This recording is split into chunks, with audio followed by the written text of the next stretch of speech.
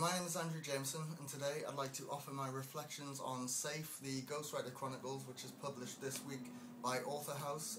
The book is written by me, so this is just to offer up some of my reflections on writing the book and to explain some of the ideas behind the book and my general experience of the writing process.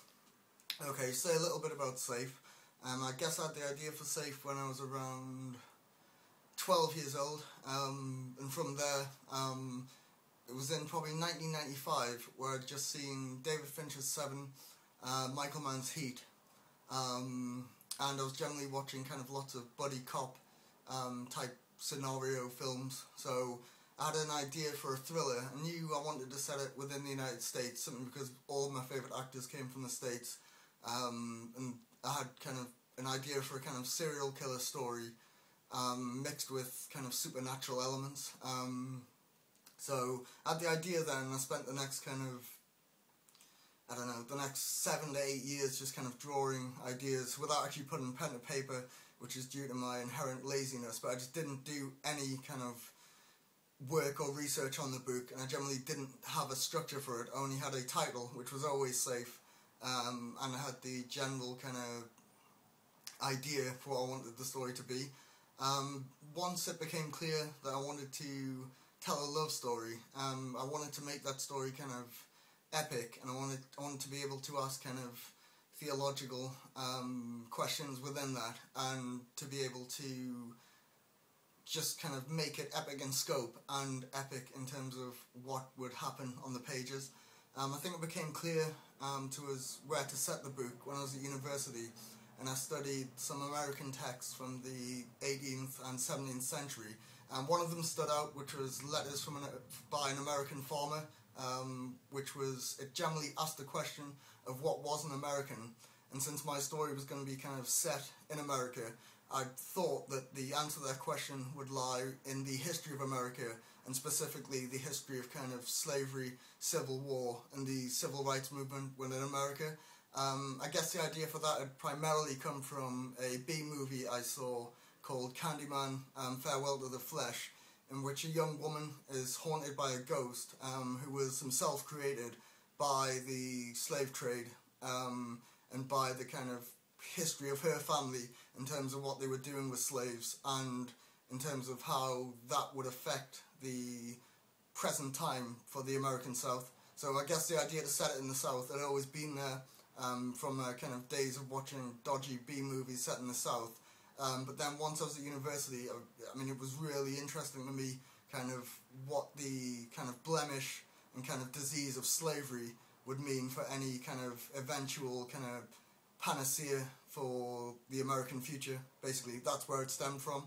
And I think kind of the disconnect that I saw during that time between the American South and the rest of America was kind of, it almost had a kind of mythical, kind of spiritual, almost kind of horrific quality to it. I think that disconnect you can see kind of in modern times with the handling of the Hurricane Katrina incident, and in terms of kind of outlooks for social mobility in terms of New Orleans, and in terms of some of the South, because places like Virginia and other places like that are kind of now economically sound, as it were, but I still think that the South represents a kind of difference between that area and the rest of America.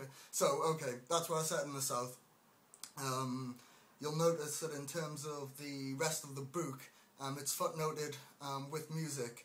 I guess I did this because music to me always seemed to come from an introspective and basically not an existential plane, but in terms of coming from a very intimate place that I thought embodied that sense of kind of feminine emotional integrity and emotional understanding. And I think that was brought to the fore more by the fact that I'd chosen to set the book in America, which of course is the home of Alma Mater, which means nourishing mother.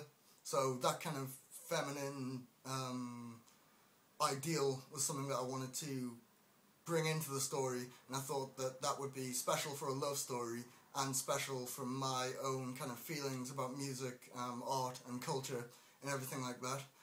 So that's basically the main themes of the book.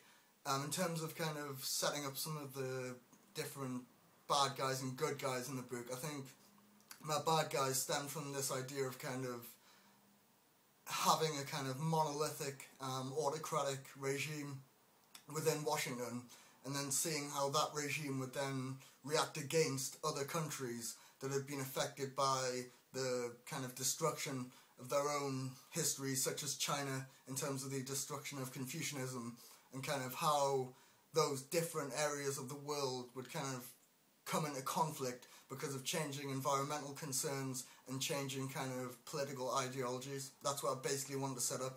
So I only kind of made the setting and the arc, so I wouldn't call them complex, I'm not clever enough to be complex, but in terms of making them epic, I thought that I could make a love story that would have a kind of political meaning and a spiritual meaning, not in terms of religion, but in terms of kind of self-understanding and just kind of illustrating what kind of how great and how big an emotion love is, whether it's family or friends, or in terms of romance, which it is in this book, in terms of making that epic, and that's why I chose to set it against such a large kind of canvas of intrigue, basically. So that's the main kind of crux of things, as I would put them.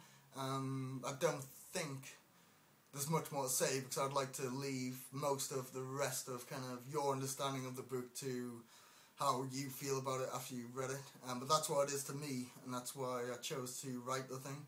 I think in terms of having fun, which you need to have when you're writing, I think I threw in elements of kind of Batman, well, in terms of Bruce Wayne, James Bond, Jack Bauer, in terms of my male character, and I think in terms of my female character, I basically took all of the best bits from women I've had in my life and women in terms of actresses and musicians around me, and kind of incorporate all of those elements into one character.